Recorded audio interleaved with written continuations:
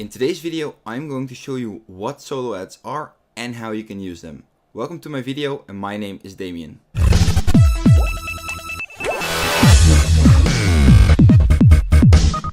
So what are solo ads?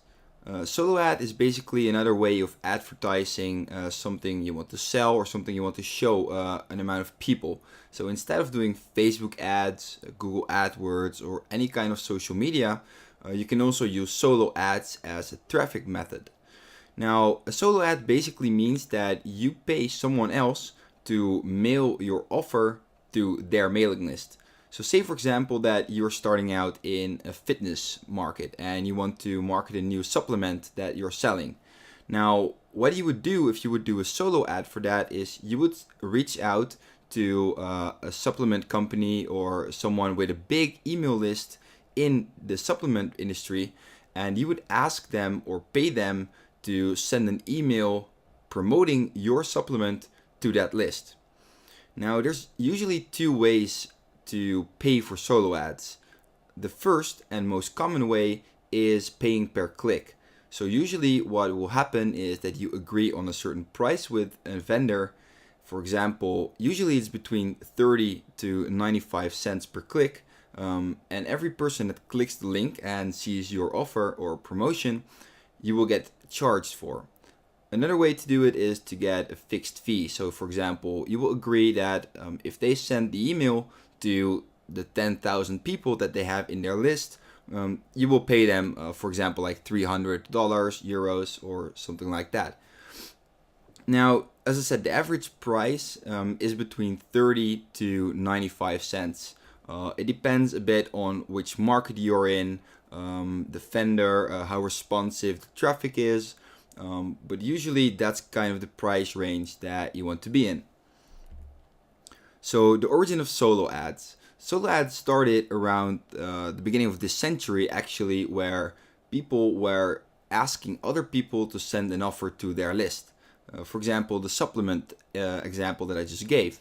Now, that's actually how it started, but nowadays it evolved to people that are actually doing only solo ads. This means that they, for example, build a list in a health market, a make money online market, and that list is built solely for the purpose of promoting. So they will build a list for people that are interested in make money online programs, for example, and people will pay them to email their offer. So what is the goal of solo ads? Contrary to what a lot of people think, the main goal of solo ads should always be to build a list. A lot of people expect that if they put an offer in a funnel, for example, and they ask like $100 for whatever they're selling, and they do a solo ad run, they expect to break even or make a profit as soon as all the clicks have been delivered to their page. Now, this is one of the most common mistakes. The goal of solo ads should always be list building. You're building a list with solo ads. If solo ads would be profitable from the start, or you could easily break even, then everybody would be talking about it all the time. It wouldn't even make sense for solo ad vendors to sell the list because they can profit hugely from their own lists. It just doesn't make any sense, and it's not the way it works. If you have spoken to enough people, you will notice that the people that are making the most profit with solo ads are actually the people focusing on building their list. And the reason for that is that, say for example, I would be mailing you, and I would send you an offer to a page where, say for example, you're into make money online. You are interested in making money with affiliate marketing or something like that, and I'm going to offer you a book that you can buy for $50.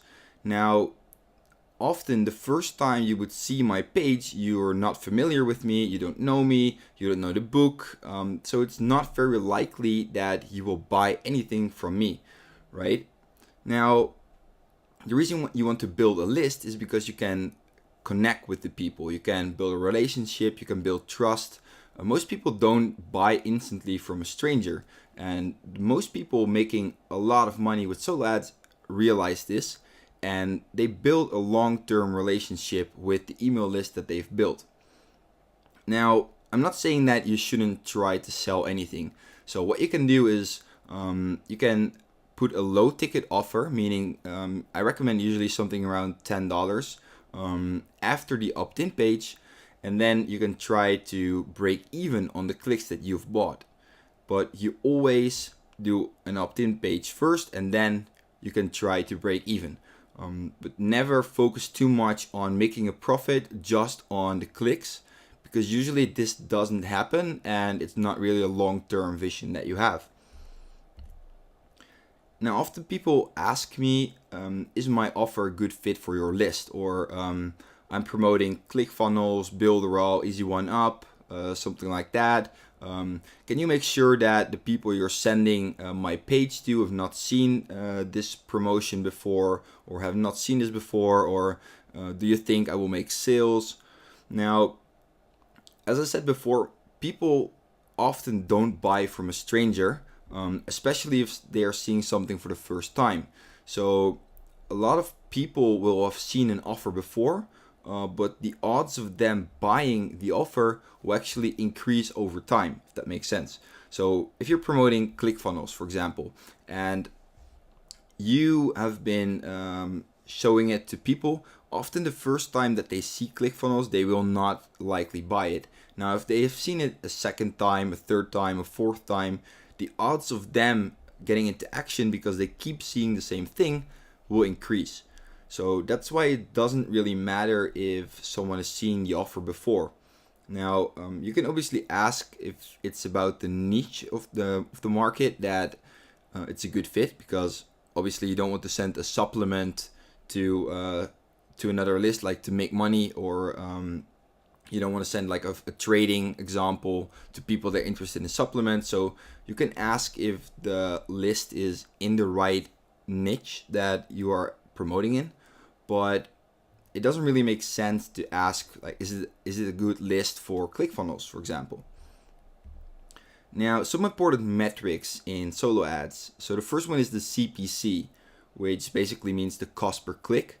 So if you're paying a solo ad vendor $40 for 100 clicks, then your CPC is 0.4 because you're paying 40 cents per click, right?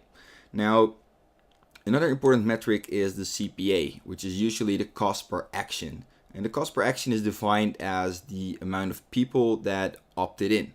So if we take the same example and you pay $40 for 100 clicks, now if you have an opt-in rate of 50%, that means that the cost per action would be 0.8, right? Because 50 people converted out of the 100 people, you paid $40, which is 80 cents per person. Now, this is also one of the reasons that the prices are different in the market, because sometimes you have to pay a bit more for higher quality people. So sometimes the opt-in rate will be higher, and that's the reason why the price is higher. But it could also be that the quality of the people is just higher as well. Now, one other thing that I think is also very important is actually the open rate. So what will happen is, since there's a lot of solo ad traffic around, it will happen that you could even like get 50 opt-ins from the 100 clicks that you bought. But it could happen that none of those people actually open the email that you've sent them, right? So this is also very important to watch. Like, if the opt-in rate is good, is the price good? Is also the open rate good? Because if none of the people open your emails, there's a pretty high chance that they're just basically getting so many emails in so many lists that the quality is really bad. And then one other metric, which is T1, which is also tier 1, as we call it. People often refer when they're doing solo ad traffic as 90% day 1 traffic or 95% day 1 traffic. And tier 1 basically means the amount of people that come from the US, Canada, New Zealand, Australia, and the UK. And the reason why people started with saying tier 1 and T1 is that usually people from these countries tend to convert better because they have more money. Generally, the currency that they pay with in daily life is very strong. So relatively speaking, these people have a lot of money and will convert easier. That doesn't mean that if someone is selling 80% tier 1, which is generally considered to be low, that it's a bad traffic source because, for example, I'm from the Netherlands and that's not considered a tier 1 country, whilst most people in the Netherlands are considered to be pretty wealthy as well compared to the rest of the world. The same counts for Europe generally. So it's one thing you can look at, but I wouldn't specifically give it too much value. Now, some of the landing page back practices. So a lot of people, they will ask me, hey, is this landing page good, or is this what you would recommend? And I always give the people that buy solo ad runs from me, they will also always get an opt-in page consult from me because that's what's included in my service. But I felt like telling this in the video as well because a lot of people think they need to make very complicated videos in order to have a success with solo ads. Now, the first thing is you have to keep it simple. So the best converting solo ad pages will usually only contain like a couple of lines, a couple of sentences at most. So usually I would say it could be 50 to 100 words, but not more. You can test this on yourself, but usually this is the most converting. Now also what you want to do is you want to make sure that you have some sort of reason to get people to opt in. So don't just say give your email, but give them a short, compelling reason to get them in. And don't make like a very fancy page as well. A lot of the people that I've consulted that actually they had a very colorful page, a very busy background as well. And then when I tell them to completely remove the background, they're like, yeah, but it will make the page really boring. Are you sure this will work? And as soon as they've actually removed the background, so just complete white background, and made the page like a lot of easier to look at, very relaxed page, just short and simple, conversions will rise drastically. Now, usually what you want to do is you want to ask, at least for their email, of course. So you always want to send people to a landing page because the goal is list building. So what we want to do is get their email. Now, you can possibly ask for a first name as well. I wouldn't recommend to do a full name or any other fields. You could do a phone. Some people do that as well, especially if there's some sort of a business where they want to call people. But the highest converting pages just contain email. Then the second highest is first name and email. And basically, the more you ask from people, the lower the opt-in rate will be. Then another thing that usually adds like 5 to 10% conversion rate, but sometimes even up to 50 or 100%, could be an exit pop-up. So if people have been sent to a page and they want to leave the page because they're not interested, you can show them an exit pop-up. And I would recommend to do it in a different style with a different wording, completely different layout than the opt-in page that you have. And what might happen is that someone initially wasn't interested in the offer that you showed them, but then the exit pop-up, since it's a different style, different wording, it might trigger them to actually still give their email. And then another best practice is to keep testing. So you always want to make sure that you have an A/B test going on with your landing page. Test, for example, test with a background, test without a background, test a more simple version and a longer version of what you're offering, and keep doing this. Like every 100 or every couple of hundred or 1,000 visitors that you have, you want to take the winner and test a new idea that you have. And if you've done this for a couple of times and tested the things that I've said over here, you will find that the things that I mention here are generally considered to be true as well. Now, how are we going to avoid getting scammed? So there's a lot of solo ad vendors either just scamming you, like not necessarily in the sense that you send them money and they're completely gone. But what will happen is that if you buy 100 clicks, for example, that they will actually send you complete crap traffic. They will send you either people that are completely spammed to death because they get like 100, 200 emails per day. It's actually a lot of people in this business that have that. Or they will just send you bots. So bots are basically automated tools that will just go to your page, find the field to give an email, opt in with an email that usually doesn't exist, or it's like the inbox is never read because it's not a person. And you spend money on those clicks, but obviously since it's a bot, you will never make any return on that. So one of the possible ways to avoid this is to use a click tracker. For example, like ClickMagick or QLiker. I will put the link for ClickMagick below as well in the comments or in the description of this video. It's also what I use, and it will help you avoid getting scammed in two ways. The first one is since a vendor will see that you are using a click tracker, this will already decrease the odds of you getting scammed because they know they cannot mess around with you, because a click tracker will detect a lot of bots. It will detect if the quality of the traffic is not as good as it should be. The vendor knows this, so the odds of them sending you crap traffic will decrease already. Now the second thing is that if you have a click tracker, you are also able to calculate the cost per click, the cost per action. You actually be able to see how many clicks are generated from bots.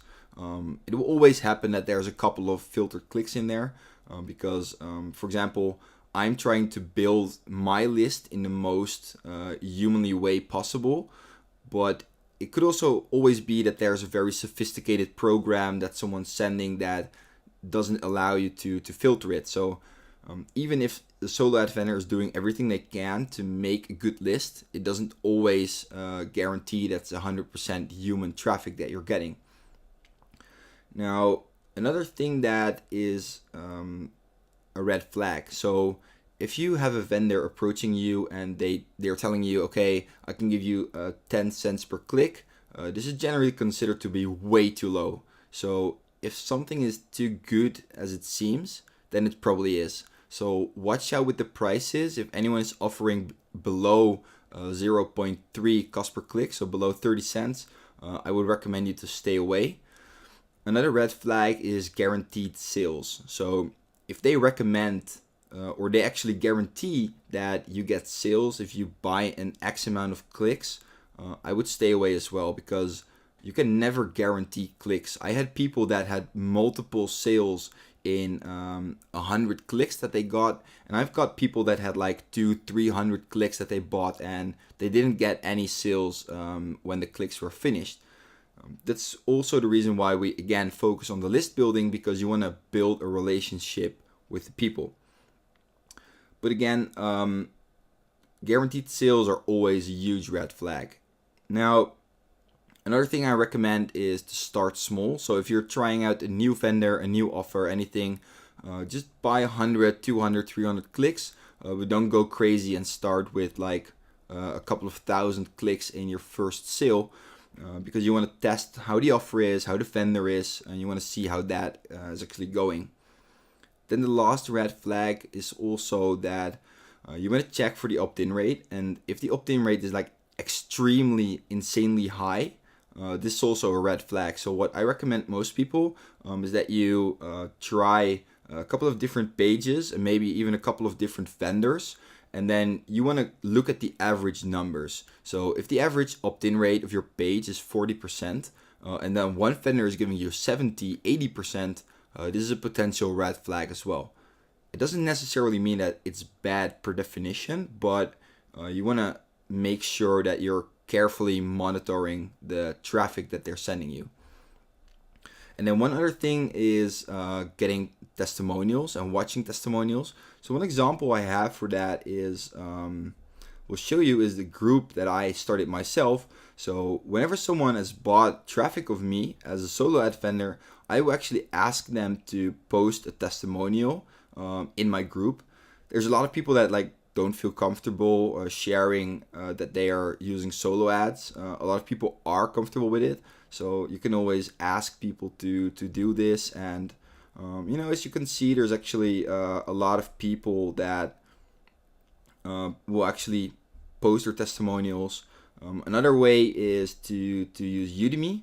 So I recently started on Udemy as well as an extra source for my solo traffic to sell.